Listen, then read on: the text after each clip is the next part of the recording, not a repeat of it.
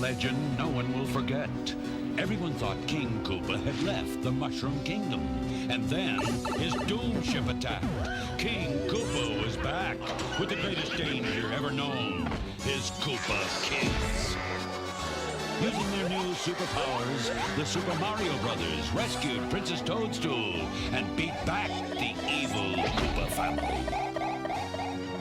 I'll get those flummies!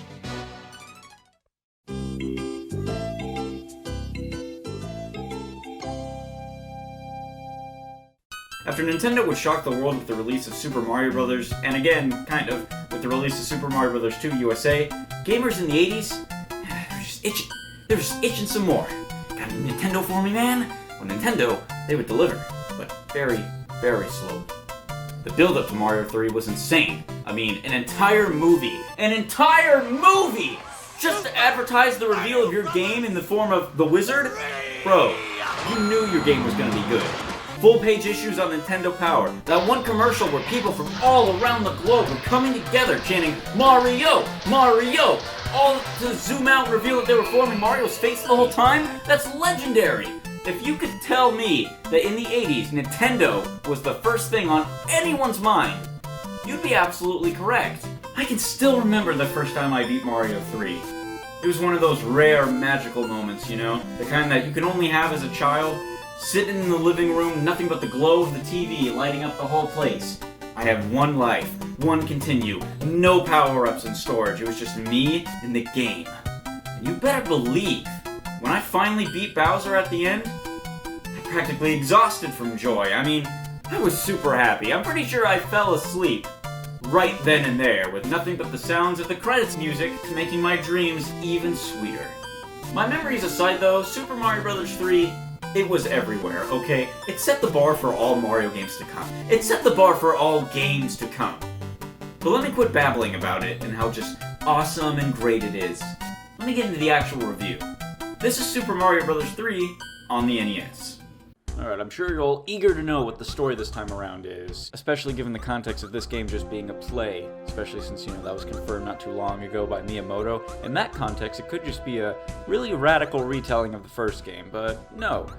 The story this time is that, in the dead of night, the 7 neighboring lands surrounding the Mushroom Kingdom that make up the entire Mushroom world were attacked, and now are being held under the tyrannical reign of the Koopa Kids.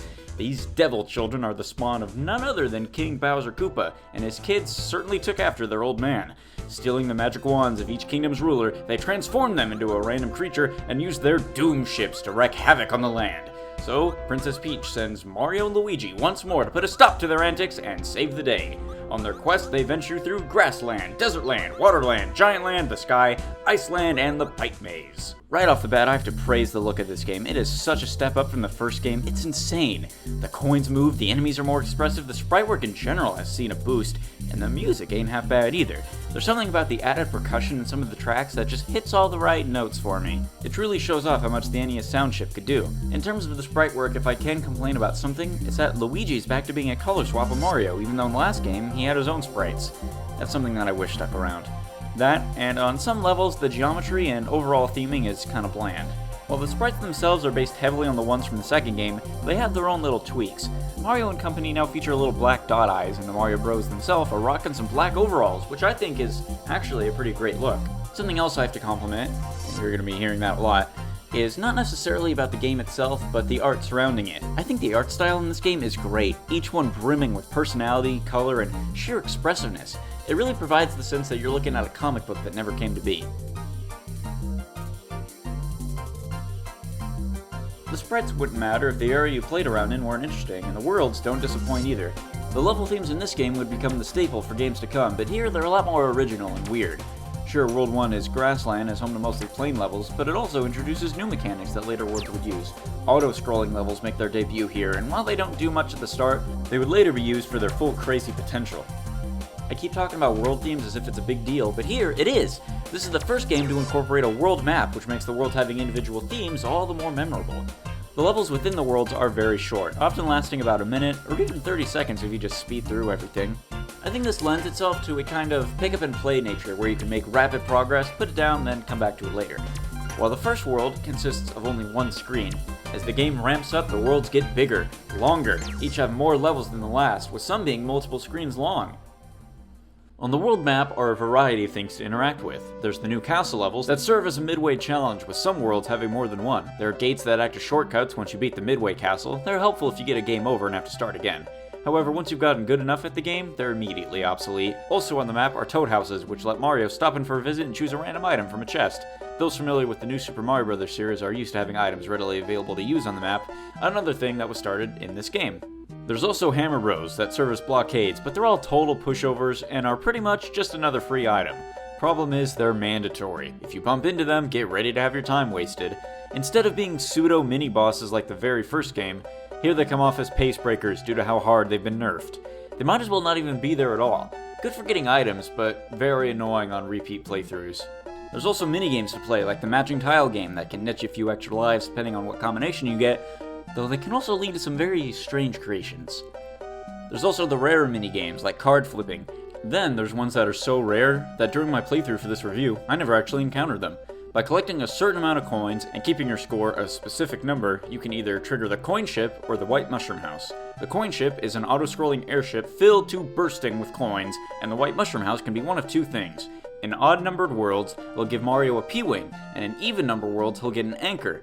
This gives me the necessary segue to talk about power-ups. There's the staples by now, mushrooms, fire flowers, stars, but this game introduces a whole heap of powers and tools. There's the Super Leaf that lets Mario slow his fall, attack with his tail, though I didn't find much use for that, and also fly when he gains enough speed. The P-Wing that I mentioned earlier is the same as the Super Leaf, but it gives you infinite jumps, so it's fantastic for those levels that really bite you in the ass. Then there's the Frog Suit, which is really silly on land, but amazing when moving underwater. I really hate using this thing on land, and I know you aren't really supposed to, but I don't like using it because of the walk cycle. His little hop throws off my perception of momentum, and you can hardly run with it. However, there's nothing funnier to me than clearing a level or challenging an airship with this thing on and watching Mario hop super fast. It's really cool. Frogs aren't the only thing Mario can dress up as, because the Tanuki suit and Hammer Bros suit are here too. The Tanuki suit is basically a super leaf, but it also lets you turn into a statue that can make you invincible for a short time. Something Japanese mythology. The Hammer Bros suit is very rare, but when you get it, you better save it. With it, you can block projectiles and hurl hammers that murder anything in their path. Though the hammers go in an arc, which can make it hard to hit things, and of course, one hit and it's gone, which makes it all the more frustrating given how rare it is. So what will be hitting you and taking away your hard-earned power-ups? The variety of enemies, of course, and boy are there tons of them this time around. The Koopa Pack has to have gotten a bigger budget because this time they're way more organized and deadly.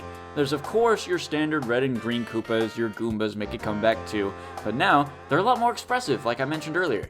Now there's even red Goombas that I think move faster, and Paragoombas that flap around and occasionally fly in the air, dropping Micro Goombas that slow you down and cut your jumping ability. Hammer Bros are back, but like I said earlier, are a total pushover. But they brought their whole family of Fire and Boomerang Bros that hurl their respective namesake at you. Think of them as the Count from Sesame Street, their abilities in the name. I can't keep mentioning new things this game does, or new enemies this game presents, without mentioning the most important of the new things it brings, being the introduction of the Koopalings. At the end of each world, you meet its respective king, and are told that a Koopa kid stole the king's magic wand and you have to get it back. This results in Mario storming the flying airship that they used to attack the world that I guess happened to be parked right outside. In each world, you fight one of Bowser's kids. World 1, you fight Larry Koopa. World 2, you fight Morton Koopa Jr. World 3 is taken over by Wendy L. Koopa. Iggy has seized World 4, Roy World 5, Lemmy World 6, and Ludwig von Koopa is now in command of World 7. Oh, and in the castle of every world, you also take on Boom Boom, who is so pitifully easy you might as well just leave him alone. But if you do leave him alone, he'll occasionally jump really high or sprout wings. The Koopalings themselves also don't put up much of a fight. Like in Mega Man, it's really getting to the boss that's the challenge. The airships they fly in are all auto-scrolling levels, filled with cannons, returning bob-ombs, bullet bills, weird gears that never seem to respond to your jumps right, flamethrowers, the new Monty Moles that throw wrenches, and various other annoying hazards. Because it's auto-scrolling, that means one mistake and you have to do the whole level over again, and it's not like the screen is using blast processing or anything, so yeah, it'll take a while.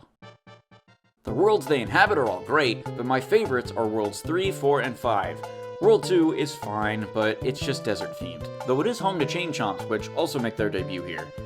World 3 is water-themed, and while that's normally an issue, I think this place strikes a good balance between above ground and underwater levels. The overworld also has this neat gimmick where every time you come back to it, the bridges on the board will open and close. This can allow you to skip certain levels and make backtracking a total breeze.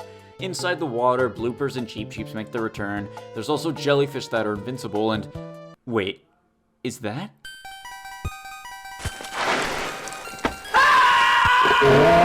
It's also home to one of my favorite secrets. If you manage to beat the Wandering Hammer Brothers and secure a hammer from the chest, don't go using it to skip levels. Instead, use it to break the rock that blocks the dock near the end of the board. You can use that boat and sail across the water and find several little islands all peppered with mini games to score extra lives and toad houses to stock up your inventory.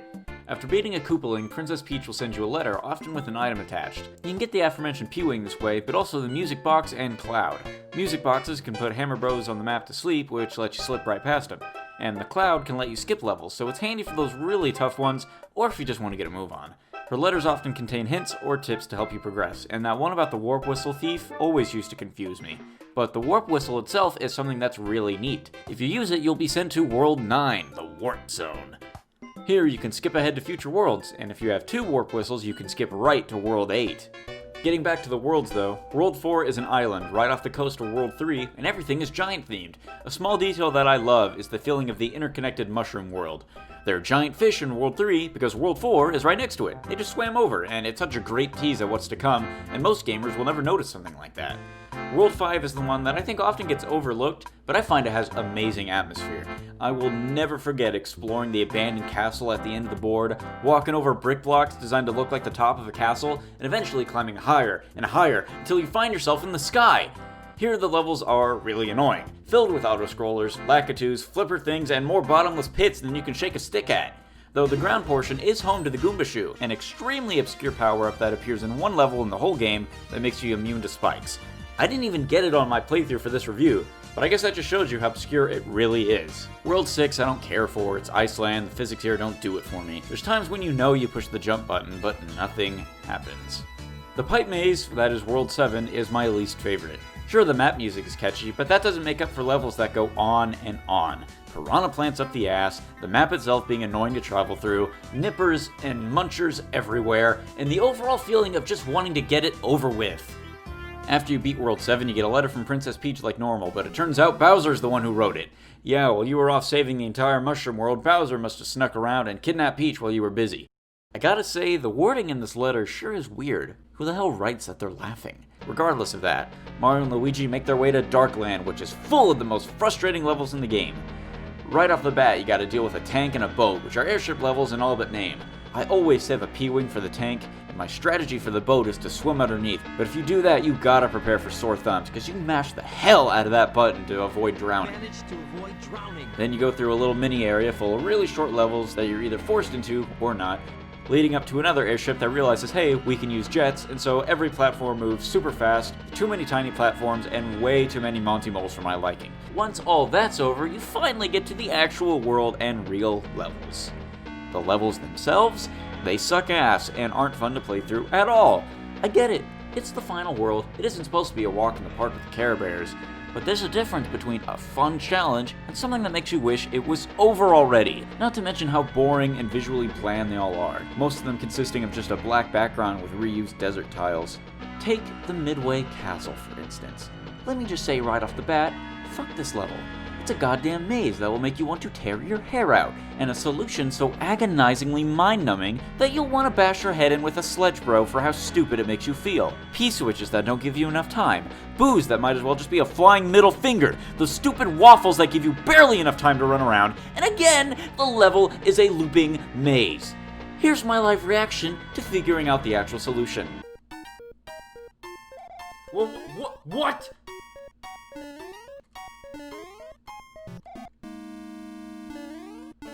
Are you? There was a door there the whole time! But once that's all over, you storm Bowser's castle, which is nowhere near as frustrating as the levels beforehand, and you go toe-to-toe with the Koopa King. It's a fight to the death. Will Mario be crushed by the King's overwhelming power? Or will he just use the Hammer Bros suit to flick him away like a little ant? Yeah, that suit kinda neuters the challenge here. Really, you have to avoid his fire blasts and make him crush the floor and fall to his death. Bowser dead, Peach saved, weird ending dialogue, roll credits! This is easily the best Mario game on the NES. This might even be the best game on the NES. From the music, the level design, the enemy variety, the sprite quality, the controls that have been so fine-tuned, you could play a 64-piece orchestra on them. Super Mario Bros. 3 is a joy to play. It is a joy to control. It is a joy to look at. It is a joy to watch someone else play. Super Mario Bros. 3 should be your introduction to platforming games. If you're looking into getting into platforming games, or Mario games in general, if you have little nephews, little cousins, little brothers or sisters, and they want to play video games just like their big sibling does, introduce them to Super Mario Bros. 3, dude. No exaggeration, it should be anyone's first introduction to what a 2D platformer is capable of. But with all that out of the way, next time we meet, we're gonna take a little bit of a diversion. We're not stepping into 16-bit territory yet. We're gonna go back into the 8-bit era, just for a little bit longer. And we're gonna take a look at two games that I have not had the privilege of fully completing. Not in a very long time anyway. So, until that day comes, thank you for sticking around for the Mario Marathon. Thank you for waiting for the Mario Marathon. Thank you again for voting for the Mario Marathon. With that out of the way though, my name's Waylon, but you knew that already. So stick around for more, why don't you? L was real the whole time!